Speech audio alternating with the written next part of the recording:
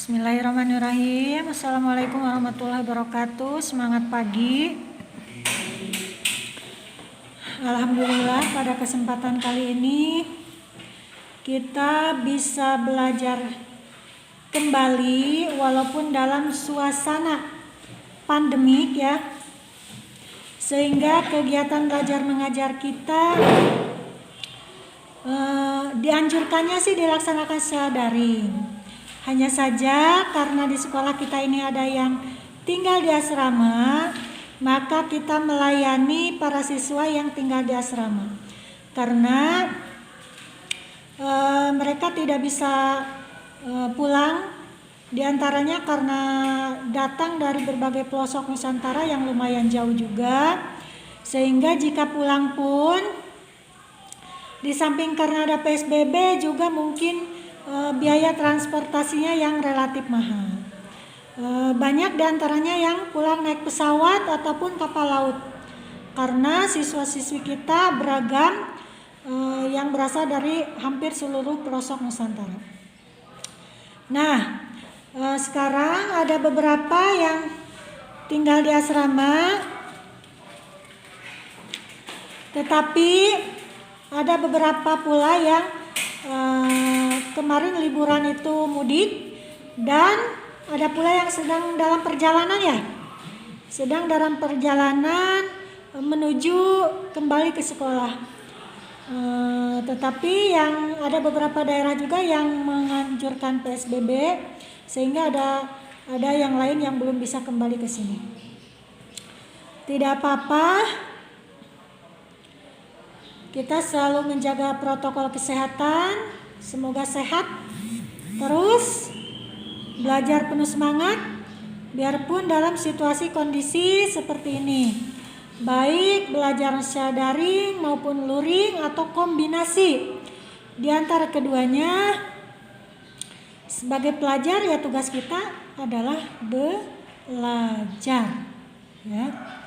Belajar itu bukan hanya di ruangan kelas saja, tetapi memang kita jenuh juga ya. Sudah hampir setahun Sudah hampir setahun kita tidak belajar secara efektif, walaupun kadang-kadang kita juga ada masuk kelas dengan protokol kesehatan, tapi kebanyakan daring jadi boring ya.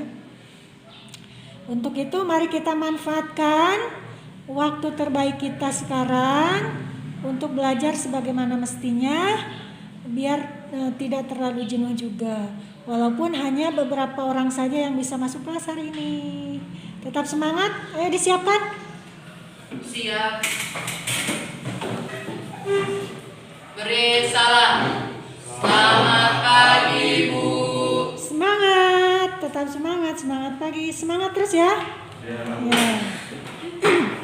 Dipakai maskernya. Nah.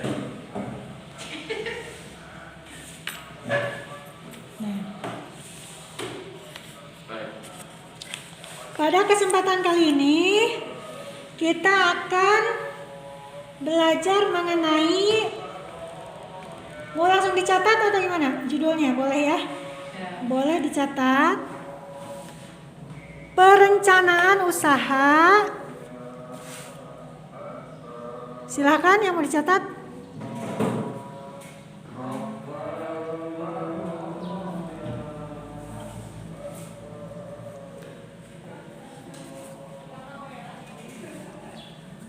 Perencanaan usaha kerajinan.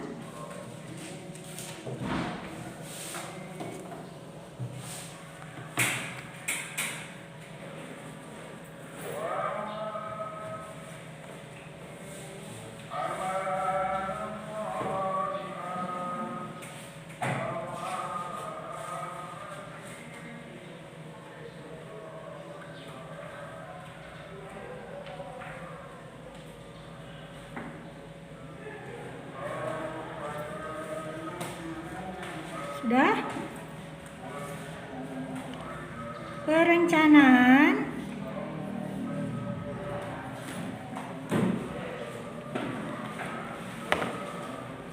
usaha kerajinan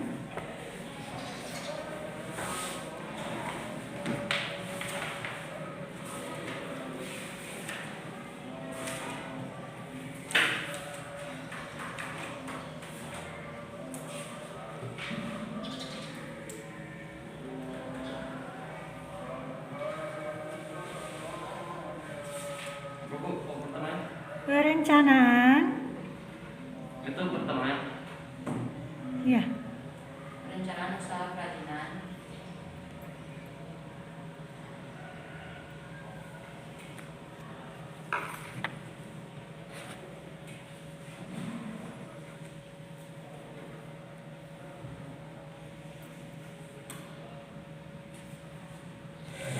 Dari bahan limbah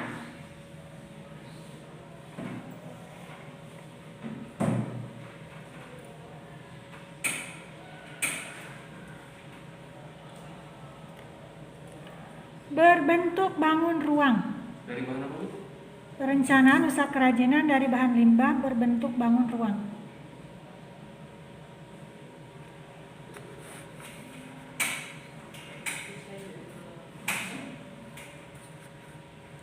Nomor 1,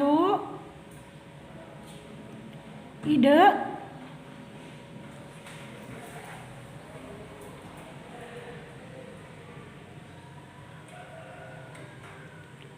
Dan peluang usaha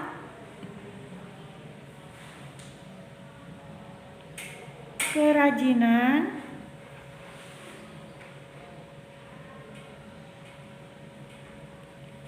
dari bahan limbah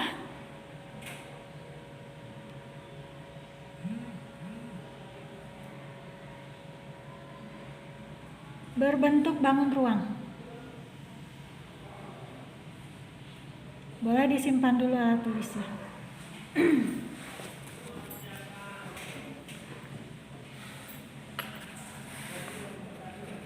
Untuk menjadi seorang wirausahawan nasional profesional, kalian seharusnya memiliki perencanaan yang baik. Aspek-aspek penting dalam perencanaan usaha produk kerajinan dari limbah berbentuk bangun ruang diantaranya seperti itu tadi. 1. Ide dan peluang usaha kerajinan dari bahan limbah berbentuk bangun ruang. Pada materi pembelajaran semester 1, kalian sudah mempelajari materi tentang ide dan peluang usaha produk kerajinan dari bahan limbah berbentuk bangun datar. Di antaranya kita juga membuat apa itu kemarin tuh? Gelang tali ya? Gelang tali ini contohnya seperti ini. Tas, rajutan, apalagi gantungan kunci. Kemudian juga ada kotak-kotak gitu ya. Saya bikin nggak kemarin tuh? Dari bangun datar pokoknya. Nah, pada materi semester 2 ini kalian akan mempelajari tentang ide dan peluang usaha pada produk kerajinan dari bahan limbah berbentuk bangun ruang. Menganalisis peluang usaha bertujuan untuk mencari dan melaksanakan kegiatan usaha yang menguntungkan. Rencana dalam berwirausaha perlu dianalisis untuk mengenali kelemahan-kelemahan yang dapat mengakibatkan kesulitan-kesulitan keberlangsungan usaha. Analisis usaha ini juga dapat digunakan untuk mencari strategi alternatif dalam bidang penjualan, bauran produk, investasi, pengembangan staf, pengendalian usaha, pengendalian biaya, dan lain-lain. Ini kalau dalam kajian keilmuan sangat penting ya. Tapi kalau dalam prakteknya, kalau kayak pedagang kecil itu nggak perlu ada, ya harusnya ada analisis peluang usaha, harusnya ide dan peluang usaha harusnya ada. Tetapi jikalau mereka berjibaku dengan kebutuhan sehari-hari, mungkin hal seperti ini tidak bisa dilaksanakan, tidak apa-apa. Yang penting hasilnya sudah kelihatan. Nah, jika kita ingin merencanakan suatu kerajinan dari bahan limbah berbentuk bangun ruang, Ya sudah seharusnya kita mah mengerti, kita mah paham, dipelajari di sekolah, ya. Walaupun kadang-kadang lupa dengan hal itu, tetapi sebaiknya tidak dilupakan. Sebaiknya ada ide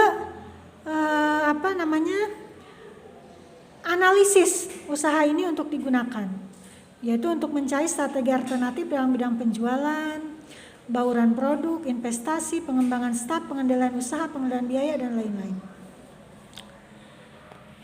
Selanjutnya boleh dicatat faktor-faktor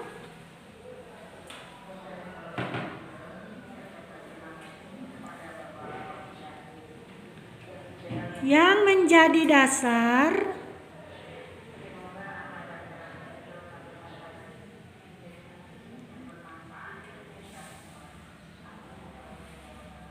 pertimbangannya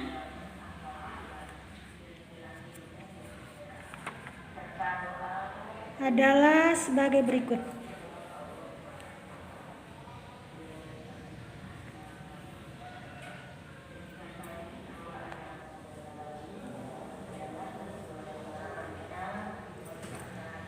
A. Faktor keuntungan.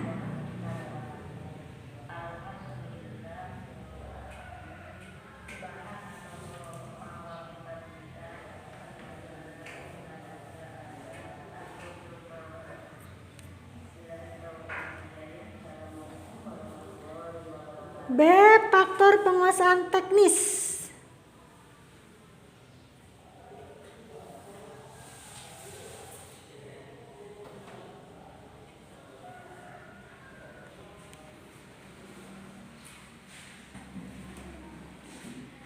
C. Faktor pemasaran.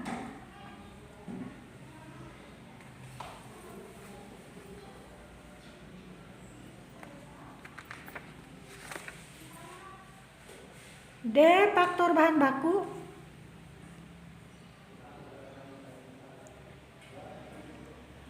E. Faktor tenaga kerja.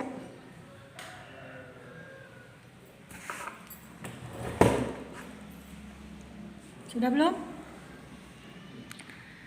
Kalau sudah, boleh disimpan alat tulisnya.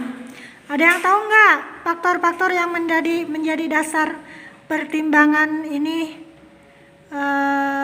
mengenai faktor keuntungan itu apa? Tahu nggak? Mengenai faktor keuntungan, apakah usaha yang ditetapkan itu mendatangkan keuntungan atau tidak? Jika setelah diperhitungkan ternyata tidak memberi keuntungan yang memadai, sebaiknya pilihan bersangkutan dibatalkan. Kemudian faktor penguasaan teknis. Cara pembuatan produk kerajinan perlu dikuasai atau dipelajari dengan baik oleh para karyawan atau pengrajin. Kemudian faktor pemasaran. Harus diteliti kemungkinan pemasaran dan prospek pemasarannya di waktu mendatang. Kemudian faktor bahan baku. Bahan baku merupakan faktor penting yang ikut menentukan tingkat harga pokok dan kelancaran proses produksi usaha kerajinan. Kemudian faktor tenaga kerja. Pada faktor tenaga kerja ini yang perlu dipertimbangkan adalah tersedianya tenaga kerja yang murah dan kemungkinan untuk memenuhinya baik jumlah, keahlian maupun jasa. Selanjutnya boleh dicatat juga F. Faktor modal.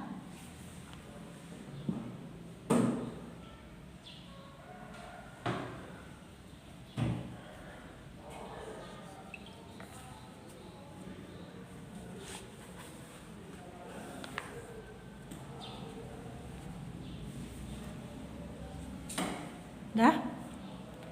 G. Faktor risiko. Faktor apa? Risiko.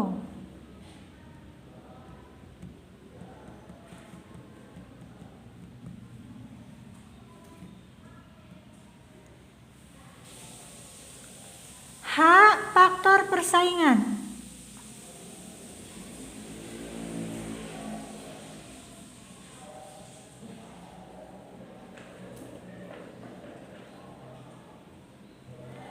I,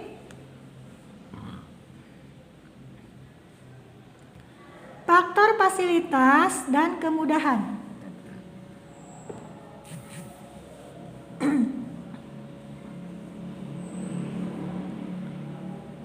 J, faktor manajemen.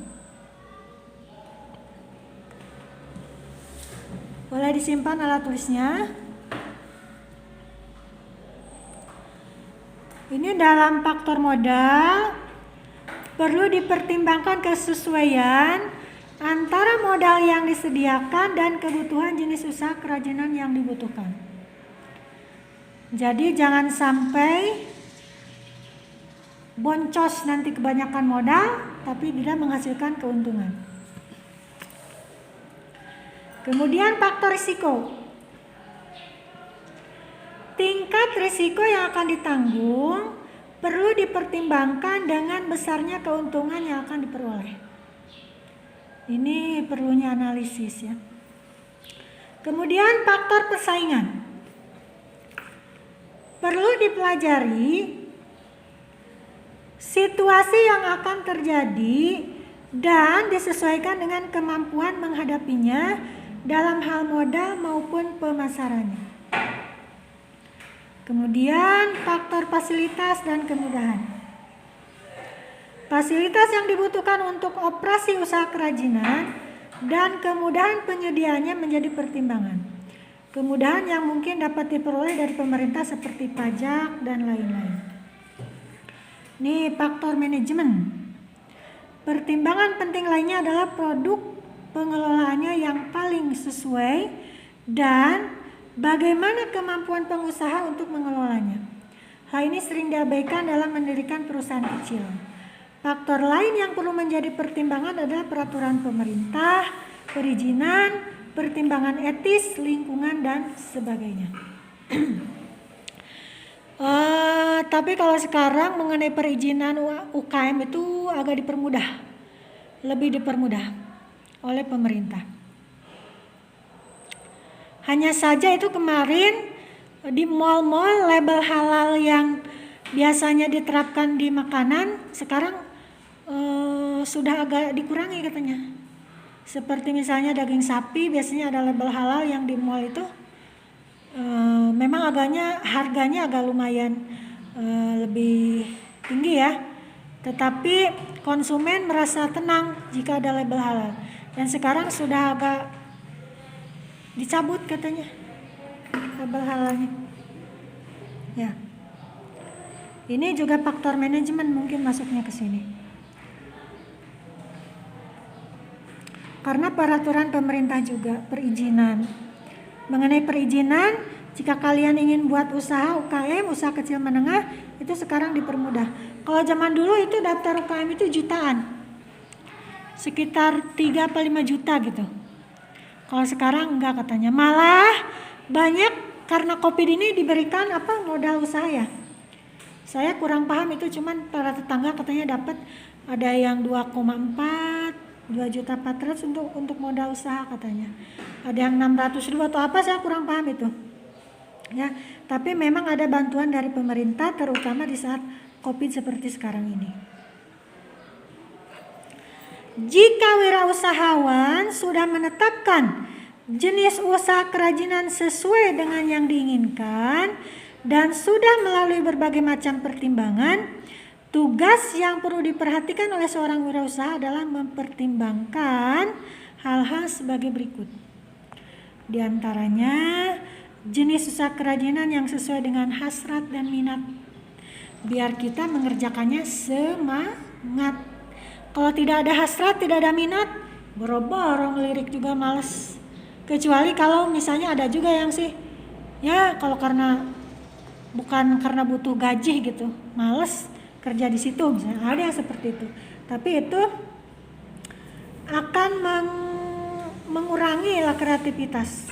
Kalau usaha yang kita tekuni itu tidak sesuai dengan hasrat dan minat. Kemudian jenis usaha kerajinan yang benar-benar akan membawa suatu keuntungan. Diusahakan jika kita membuat suatu usaha kerajinan yang benar-benar akan membawa suatu keuntungan. Ya tidak akan mungkin ya ada yang mau membawa kerugian. Pasti semuanya juga mau untung. Terus ada jenis usaha kerajinan yang mudah mengurus dan mengerjakannya. Diusahakan memang harus yang mudah. Ada jenis usaha kerajinan yang mudah memeliharanya. Kemudian jenis usaha kerajinan yang produknya disenangi dan dibutuhkan konsumen. Jenis usaha kerajinan yang bahan bakunya mudah didapat. Jenis usaha kerajinan yang mendapat dukungan serta perlindungan pemerintah. Ini yang penting. Kalau tidak ada dukungan, perhatian dari pemerintah, perlindungan, misalnya kita buka usaha pabrik tempe, pabrik tahu di tempat padat penduduk. Kalau sedikit itu nggak apa-apa, tapi kalau sudah mulai banyak, biasanya itu akan menimbulkan bau, polusi udara, juga pencemaran itu ya saluran air. Atau usaha ini ayam petelur, ayam potong itu harus jauh dari tempat pemukiman. Kalau tidak nanti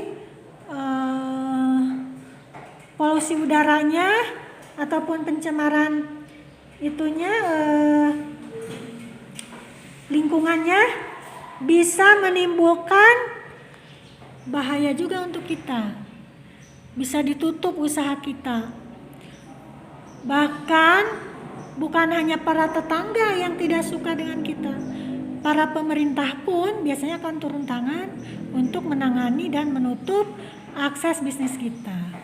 Maka dari itu, dukungan dan perlindungan pemerintah itu sangat penting. Ya.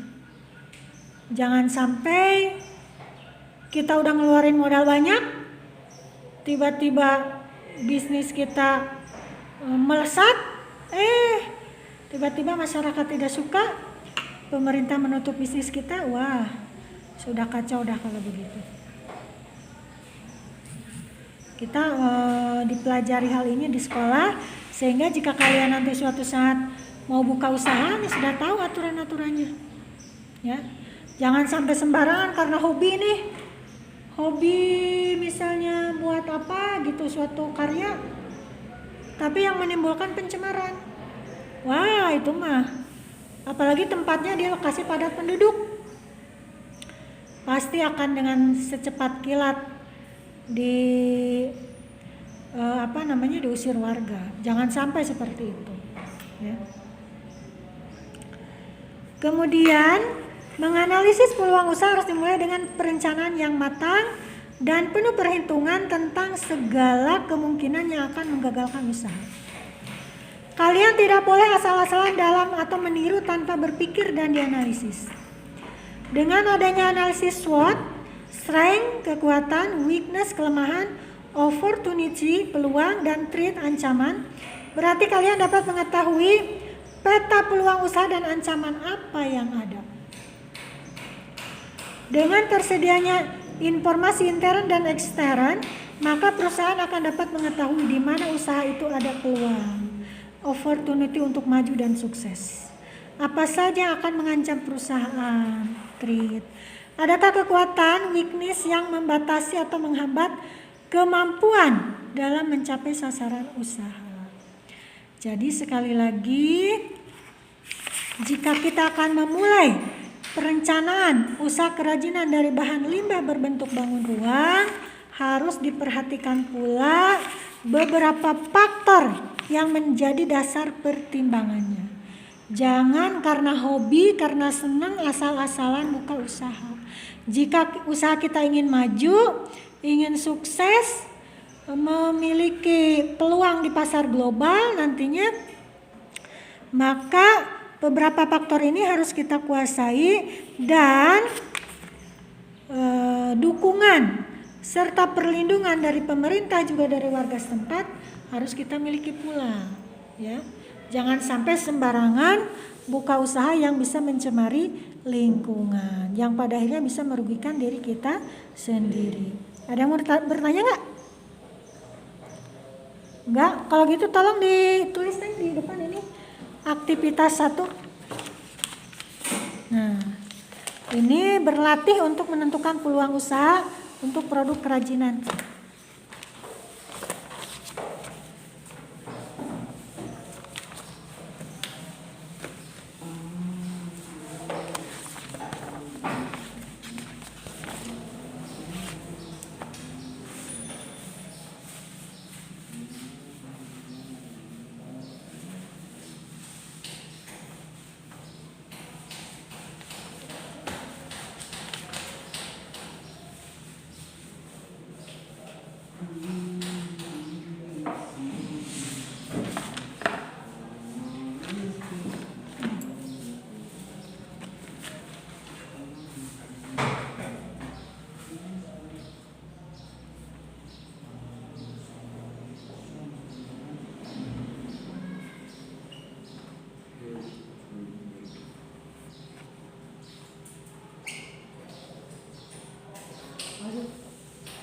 Bu, izin disimpan.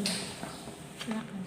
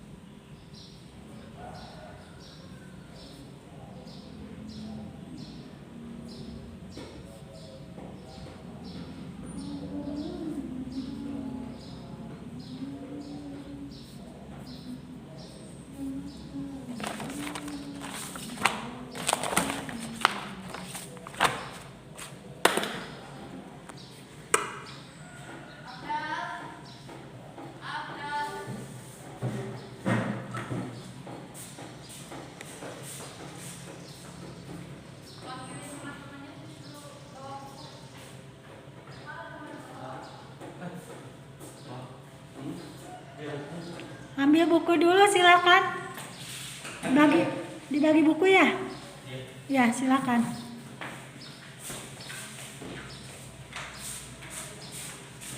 Ayo. Ya, sekalian.